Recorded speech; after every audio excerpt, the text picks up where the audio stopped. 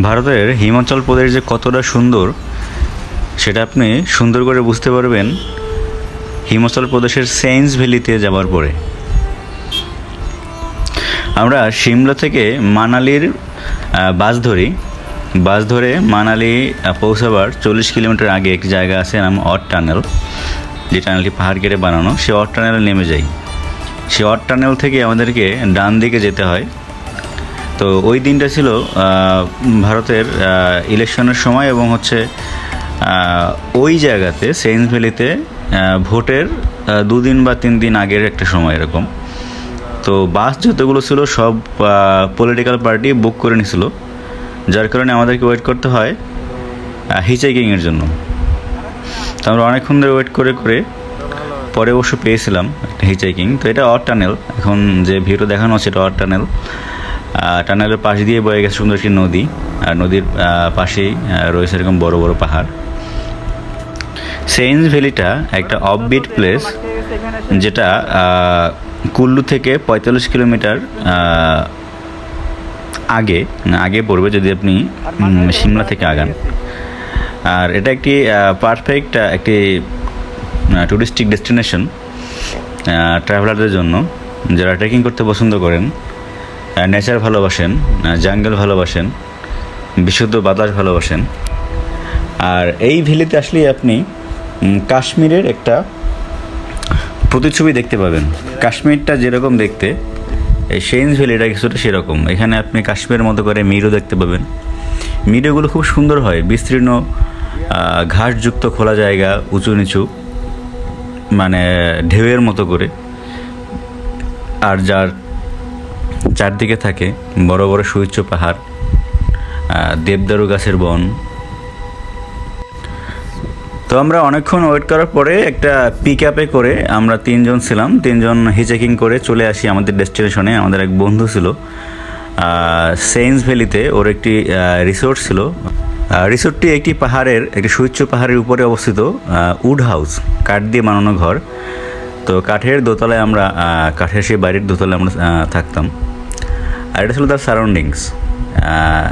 এটা ছিল নিচে একটি রাস্তা, তার নিচে আরও একটি লোকালয়, মানে ধাপে ধাপে পাহাড়ের লোকালয়গুলো এরকমই হয়। মানে পাহাড়ের বিভিন্ন হাইটে এক একটি বসতি গড়ে ওঠে। সেই বসতির মাঝে বসতভিটা থাকে, কৃষি জমি থাকে, বাজার থাকে, ছোটোখাটো দোকান থাকে, আবার এরকম বিভিন্ন ফলের বাগান থাকে। আমরা যে জায়গাটাতে ছিলাম, সেন্স ভ্যালির জায়গাটাতে, এই জায়গাটাতে আশেপাশে প্রচুর পমিগ্রানেট, যেটা বেদানা বলে, ডালিম বলি, সেটার প্রচুর বাগান। এছাড়া প্রচুর পরিমাণে পিয়ার্স হয় এখানে। আমরা যখন গেছিলাম তখন পিয়ার্সের সিজন, এবং 1 মাস বাদে পিয়ার্সগুলো বাজারে আসবে, এরকম একটা অবস্থা। তো তখন পর্যন্ত পরিপূর্ণতা পাইনি পিয়ার্সগুলো, সেগুলি আমরা গাছ থেকে পেরে খেয়েছিলাম। প্রচণ্ড মিষ্টি এই ছোটো অবস্থাতেই। এছাড়া এখানে প্রচুর এপ্রিকট হয়, এপ্রিকটগুলো খেতে খুব মিষ্টি এবং খুব সুস্বাদু। আর এছাড়া প্রচুর বেরি পাওয়া যায় বিভিন্ন রকম, যেমন রেড বেরি একটা আছে যেটা ছোটো ছোটো হয়, এগুলো সব ওয়াইল্ড বেরি, যেটা বললাম রেড বেরি, এটা ছোটো। আর একটা হয় গোল্ডেন রাসবেরি, এইটা খুব মিষ্টি, এটা একটু বড় হয়, এটা খুবই মিষ্টি এবং এটা প্রচুর রাস্তাঘাটে এরকম পড়ে থাকে।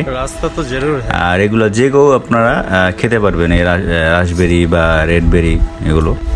সাধারণত হিমাচলটা ঠান্ডা, বেশ ঠান্ডা পরিবেশ। আর রাত্রেবেলা আপনাকে মোটা কম্বল গায়ে দিয়ে ঘুমোতে হবে, এবং আপনি সোয়েটার বা জ্যাকেট না পরে সন্ধ্যার পরে হাঁটতে আপনার কষ্ট হবে। এটা মধ্য দুপুর ছিল যে সময়টা দেখানো হচ্ছে। এই সময়টায় তো আমরা নর্মাল টি শার্ট পরে বেরোতে পারিনি, মোটা ফুলেতা টি শার্ট পরেই বের হওয়া লাগছে। বিষয়টা এমন, বাতাসটা ঠান্ডা কিন্তু চারদিকে প্রচণ্ড রোদ। তো আমরা কি করলাম, আমরা নিয়ার বাই একটা পাহাড়ে গেলাম, যে পাহাড়টা প্রচুর ফলের গাছে ভরা এবং একেবারে জনমানব শূন্য, আশেপাশে কোনো মানুষজন ছিল না। তো আমরা সেখানে বসে বসে বই পড়তেছিলাম। এইটা হচ্ছে গোল্ডেন রাসবেরি। এই যে গোল্ডেন রাসবেরি, এগুলো একটু টক মিষ্টি হয় কিন্তু খেতে খুবই সুস্বাদু।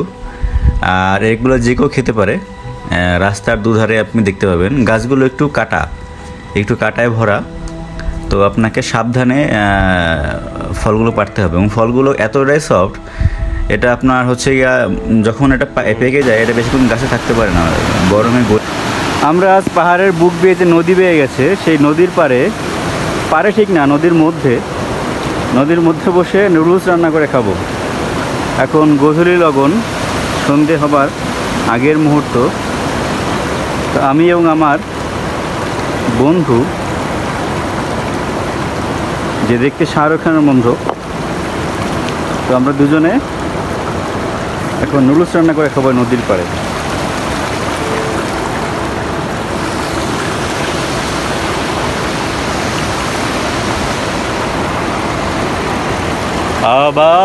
আবার এলো যে সন্ধ্যা, শুধু দুজনে, আবার এলো যে সন্ধ্যা, শুধু দুজনে। চলো না ঘুরে আসি অজানাতে, যেখানে নদী এসে থেমে গেছে। আমার এক ভিডিও বানা দেনা জরুর।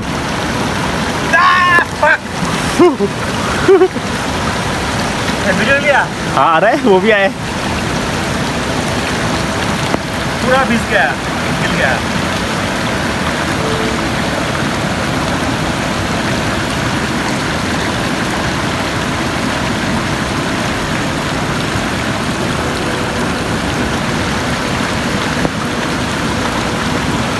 सेकंड का हो गया। এটা আমাদের সেই উড হাউস। এই সামনে ছোট একটি নদী আছে, যে এই নদীতে 24 ঘন্টা ঝর্ণার জল বয়ে যায় এবং তার একটি শব্দ থাকে, ঝর্ণার জল বয়ে যাওয়ার শব্দ। সেই শব্দটি আমরা সবসময় অনুভব করি। এখানে বিড়াল কুকুর একটু কম, কারণ পাহাড়ি লাইফ একটু কষ্টকর। এখানে প্রাণী পোষাও খুব দুর্লভ ব্যাপার, কিন্তু এখানে মাঝে মধ্যে চিতা দেখা যায় পাহাড়ি। তো প্রথম দিন এই বিড়ালটাকে আমি যখন ঘরে দেখি, আমি ভাবছি বোধহয় কোনো চিতা চলে আসছে। সারি সারি পাহাড়, আর এই পাহাড়ের মাঝেই বরফ পড়ে, স্নো পড়ে, আর পাহাড়ের মাঝেই এই বসতি। এই উপরে যে বাড়িঘরগুলো দেখা যাচ্ছে, এখানে মানুষ বসবাস করে এবং এখানেও দেখা যায় কি মানুষ রেগুলার যাতায়াত করে, ওঠে নামে, এবং একটা নির্দিষ্ট দূরত্ব পর্যন্ত বাসও যায়।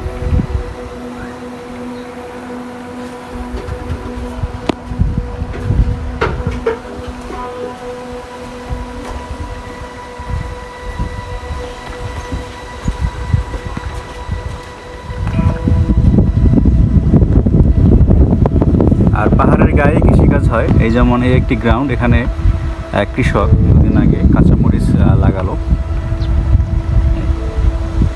নেটওয়ার্কও ভালোই পাওয়া যায় এখানে।